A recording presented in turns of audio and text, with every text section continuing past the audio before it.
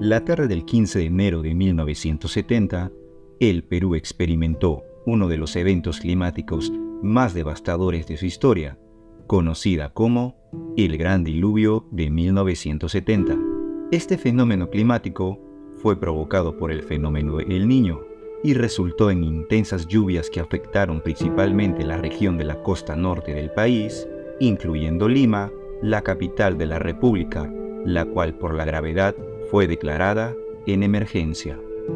Las lluvias torrenciales causaron inundaciones y deslizamientos de tierra en diferentes áreas, lo que resultó en pérdidas de vidas humanas y una gran cantidad de daños materiales. Suscríbete para que puedas ver más contenido relacionado al mundo del misterio, paranormal, histórico y curioso. Como sabemos, Lima, la capital del Perú, es una ciudad que se encuentra ubicada prácticamente en una zona desértica costera.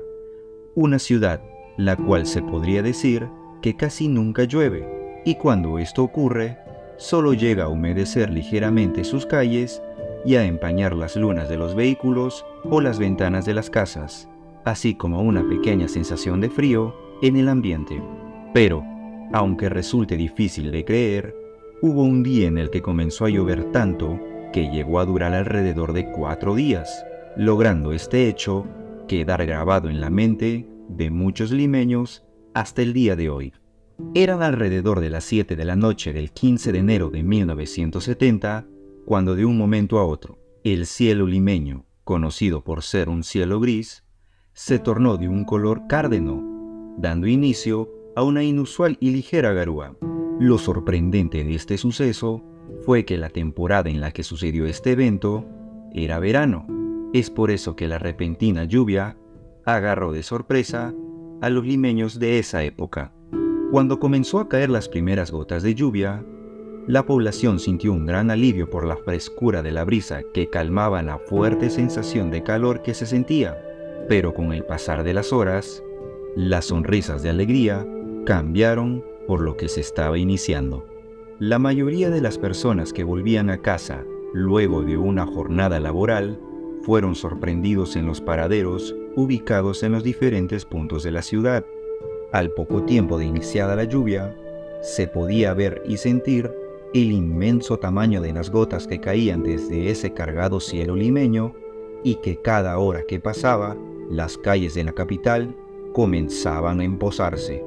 En las zonas más pobres y alejadas de la ciudad, el plástico de color azul, que hacía función de techo de muchos hogares, levantados de forma rústica, comenzaron a llenarse de agua y filtrar entre las esteras y calaminas. Las diferentes calles de las recién fundadas zonas de San Juan del Urigancho, Villa El Salvador y Comas comenzaron a llenarse de un barro espeso por la falta de pistas y veredas. Las viejas casonas del distrito de Barranco y del centro de Lima comenzaban a inundarse y deteriorarse poco a poco. Toda la población pasó de vivir una curiosa y divertida lluvia a un estado de alarma y desesperación por los desastres que se estaban desencadenando en diferentes puntos de la capital. Ya para la medianoche, se tenía conocimiento de diferentes accidentes de tránsito en diferentes partes de la capital. Varios recintos públicos y privados se vieron totalmente dañados por la fuerte llovizna.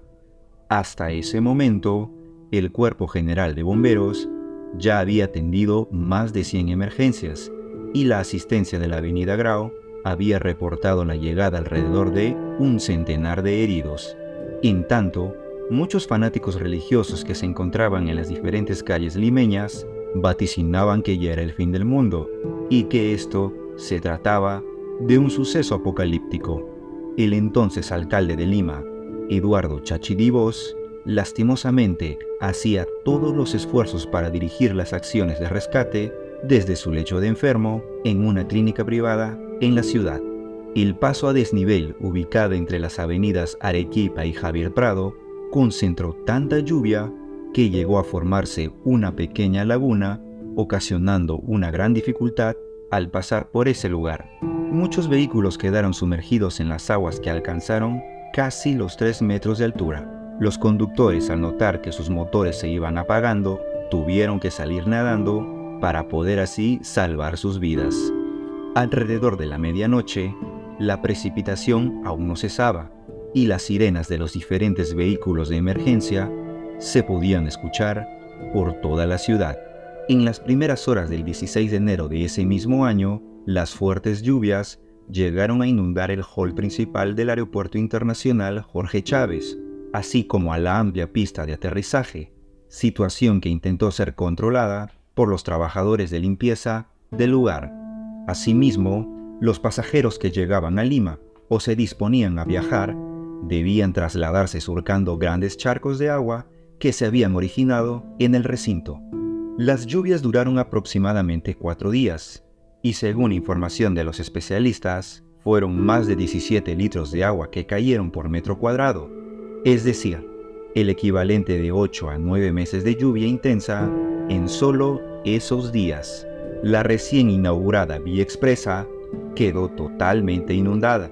Las cabinas de teléfono público, ubicados en diferentes puntos de la ciudad, quedaron totalmente inservibles, ocasionando esto la incomunicación y preocupación de las personas por saber cómo se encontraban sus familiares en sus domicilios. De igual modo, la lluvia había afectado el servicio de telégrafos de Lima. Los incendios no fueron ajenos a este evento, ya que se reportaron alrededor de 300 incendios ocasionados por diferentes cortocircuitos debido a la mala instalación de las conexiones eléctricas que existían en esa época. También se supo que en la zona de Coyique, un mecánico de nombre Cabat Bayón Torres lastimosamente murió luego de sufrir una descarga eléctrica cuando pretendía cerrar una filtración de agua en su domicilio. La vía entre Lima y Chosica quedó totalmente bloqueada por los huaicos y las diferentes casas ubicadas en la zona de Ñaña resultaron invadidas por las aguas del río. Curiosamente, también se reportó la creación de una gran catarata en la quebrada de Armendáriz, en el distrito de Barranco.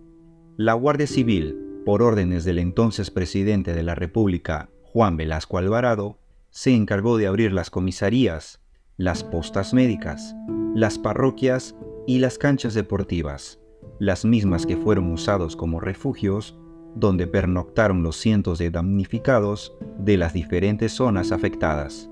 Según algunos especialistas de la época, informaron que, si la lluvia hubiese durado un día más, Lima prácticamente hubiese desaparecido. En tanto, los diferentes medios locales indicaron que durante el llamado diluvio de verano se contabilizaron en total un centenar de heridos, 4 muertos y miles de familias damnificadas en las diferentes zonas alejadas de Lima. En La Oroya se registró un huaico que bloqueó el puente de acceso a la ciudad, y en Huaral, el río Chancay se desbordó cerca de su desembocadura, inundando los terrenos de cultivo conocidos como Chacra y Mar. Una masa de nubes había llegado desde la Sierra Central, impulsada por los vientos del este, explicaba el diario El Comercio en su edición del día 16 de enero de aquel año, explicando que el colchón de nubes de 1.300 metros de espesor había descargado 3 millones de litros de agua al colisionar con el clima costeño. Esa mañana, mientras los limeños se informaban de todo lo que sucedía, las lluvias aún seguían cayendo sobre la ciudad.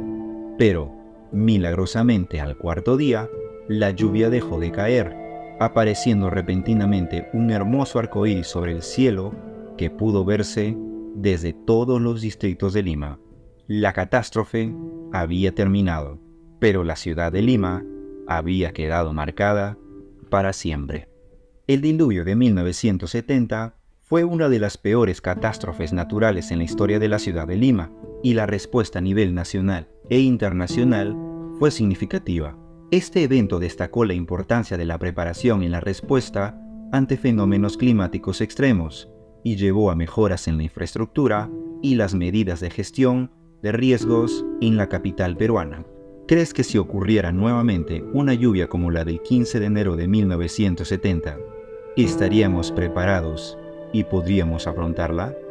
Te dejo esa pregunta. Espero que este video haya sido de tu agrado y muchas gracias por tu preferencia. Nos vemos en una siguiente emisión de Sucesos icónicos.